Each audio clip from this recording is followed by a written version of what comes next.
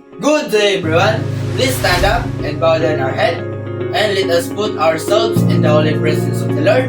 In the name of the Father, the Son, the Holy Spirit. We praise the Lord and we thank you for the opportunity to study and prepare for a good life in the future. Bless our teachers who inspire and guide us. Bless our parents who work hard to support us. Bless our classmates and all the people who cares for us. Bless us, help us to be more attentive, patient, and diligent to understand the lesson that our teachers teach us. This we pray in the name of Jesus Christ, our Lord. Amen. Magandang araw muli mga bata. Magsiupo ang lahat. Ngunit, pulutin niyo muna ang mga basura na nagkalat sa ilalim ng inyong mga upuan. At ngayon, tayo ay magtala kung sino ang lumiban sa ating klase ngayon. Magaling! Walang lumiban sa ating klase ngayon. Sino ba ngayon ang makapagsabi kung ano ang ating tinalakay kahapon? Meron ba ang makapagsasabi? Tama! Magaling! Ang tinalakay natin kahapon ay tungkol sa kung ano ang musika. At ngayon mga bata, meron akong ipapakita sa inyo na mga larawan ng mga hayop. At tukuyin ninyo kung ito ay mabilis o mahinang gumalaw. Handa na ba kayo mga bata? Okay, magaling! Unang larawan. Tama! Kung ang sagot ninyo ay mabilis, tama! Pangalawang larawan. Tama! Kung ang sagot ninyo ay mahina, tama! Pangatlong larawan. Kung ang sagot ninyo ay mahina, tama! Pang-apat na larawan. Kung ang sagot ninyo ay mabilis, tama! Pang-limang larawan at panghuli. Kung ang sagot ninyo ay mabilis, tama! At ngayon mga bata, meron akong inihanda na isang video presentation. At pagkatapos ating manood nito ay magbibigay ako ng isang maikling katanungan. Handa na ba kayo mga bata? Okay, sige, kung handa na kayo, halina at panoorin na natin.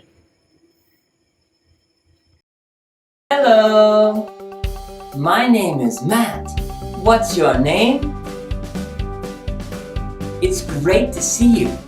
Are you ready to sing the fast, slow song with me?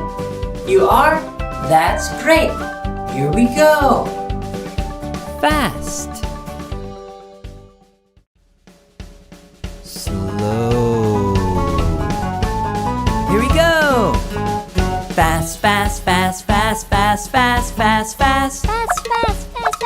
Fast, fast, fast, fast, fast, fast, fast, fast. Slow, slow, slow. Slow, slow, slow. The cheetah is fast. The cheetah is fast, fast, fast, fast, fast. The turtle is slow. Slow, slow, slow.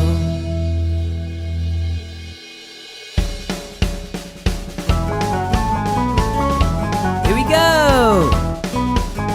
Fast, fast, fast, fast, fast, fast, fast, fast. Fast, fast, fast, fast, fast, fast, fast, fast. Slow, slow, slow. Slow, slow, slow.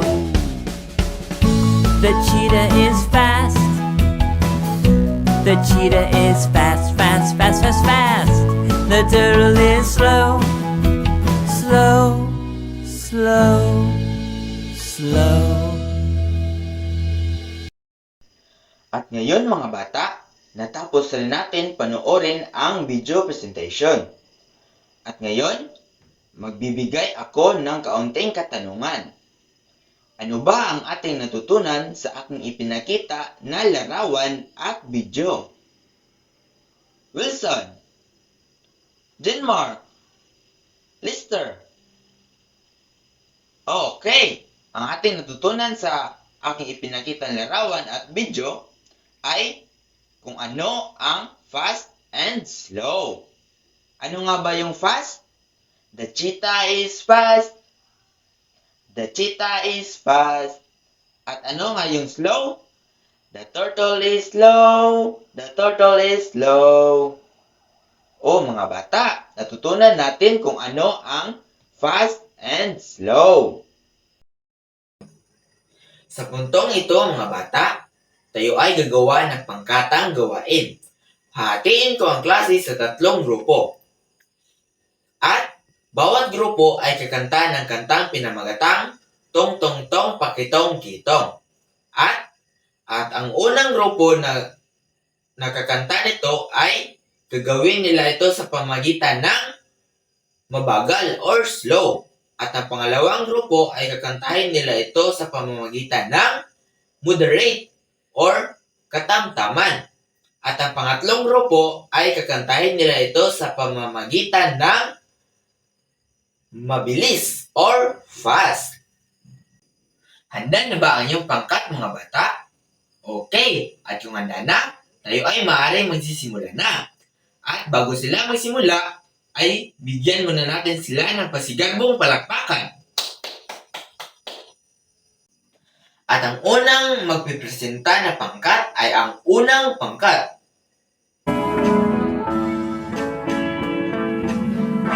Tong, tong, tong, pakitong kitong alimango sa dagat, malaki at masarap, mahirap mahuli sapagkat nangangagat. Ang galing! Ang galing na ipinamalas yung presentasyon unang pangkat. At ngayon, tayo naman ay tutungo sa pangalawang pangkat. Bigyan natin sila ng masigarbong palakpakan.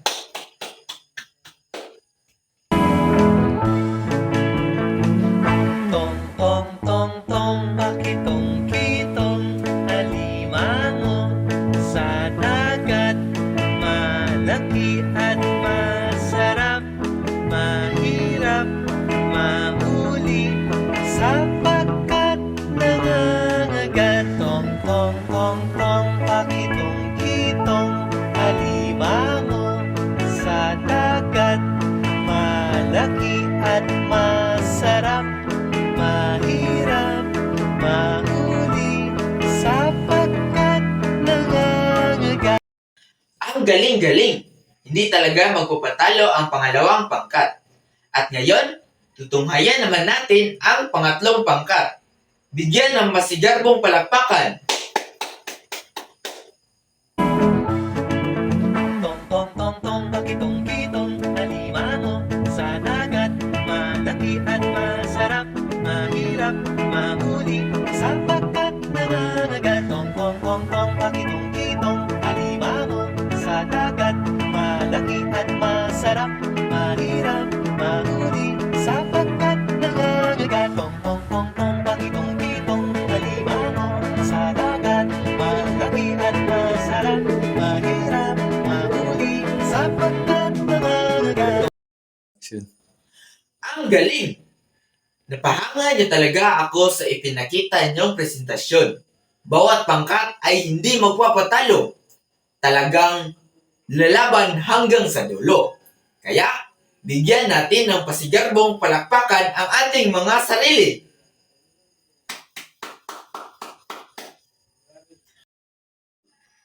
At ngayon, meron akong katanungan ukol sa ating ginawang pangkatang gawain.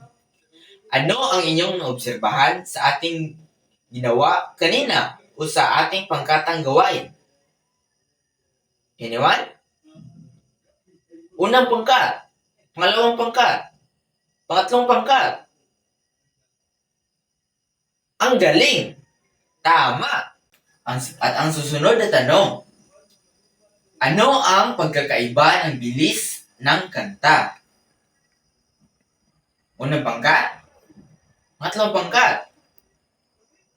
Tama! Magaling! Pangatlong tanong at panghuli. Paano nakakaapekto ang bilis o tempo sa pangkalatang pakiramdam ng pagganap ng bawat pangkat? Unang pangkat? Pangalawang pangkat? Tama! Magaling! At ngayon mga bata, bago tayo pumunta sa ating paksa ngayon, alam kong meron na kayong ideya kung ano ang ating paksa. Tama ba ako mga mag-aaral? Magaling! Bago tayo pumunta sa ating paksa, ay babasahin ko muna kung ano ang ating layunin ngayon. Una, identify how fast or slow movements. Pangalawa, perform the different movements of an animal according to speed. And pangatlo, appreciate the importance of speed in a musical composition. At ngayon, tutungo naman tayo sa ating paksa. Ang ating paksa ay tempo. Ano ba ang tempo? Ang tempo is like the speed or pace of a song. It's how fast or slow the music goes. If a song is quick and makes you want to dance fast, it has a fast tempo. If it's slow and makes you feel calm, it has a slow tempo. So, tempo is like the music of speed. Ano raw mga bata? Ano raw ang tempo? Ang tempo raw ay parang bilis o takbo ng isang kanta. Katulad ng ipinakita ko sa inyo kanina. Katulad ng cheetah. Di ba mabilis yon? Ano nga raw ang cheetah? Cheetah is fast. Fast, fast, fast. At gaano kabilis o kabagal ang takbo ng isang musika? Ano raw ang mabagal? Katulad ng ipinakita ko sa inyo kanina, yung turtle. Di ba mabagal yung turtle? The turtle is slow. The turtle is slow. Ngayon mga bata, gagawa tayo ulit ng panibagong pangkatang gawain.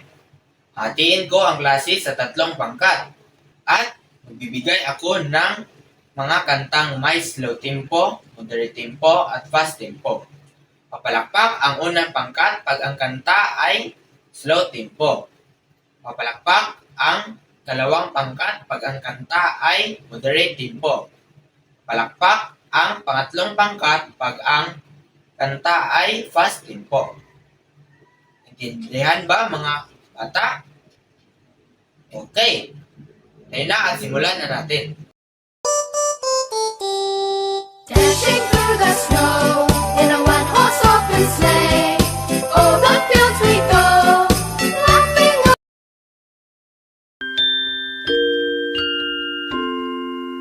Hush, little baby, don't say a word. Mama's gonna buy you a mockingbird.